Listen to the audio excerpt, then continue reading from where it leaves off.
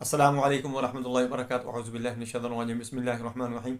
आज मैं बात करूंगा जिगर की बीमारी के मुतालिक, जो बहुत ही आम हो चुकी है और हर दूसरा बंदा इसको जानता है कि मुझे ये मसला है, लेकिन उसको पता नहीं है ये कि बीमारी क्या होती है, इसको इलाज कैसे किया जा सकता है, या ये बिगड़ कर कहाँ तक पहुंचा सकती है, कहाँ तक ये जा सकती है।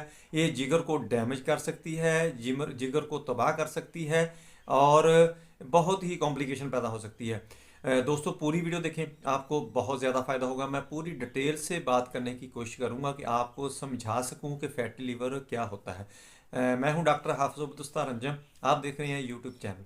मेरा आज का जो मौजू है वो है फैटी लीवर। फैटी लिवर दोस्तों, आम सी बात है कि जब हम फैटी कहते हैं किसी चीज़ को, तो उसका मतलब ये होता है कि मोटा हो जाना, उसके ऊपर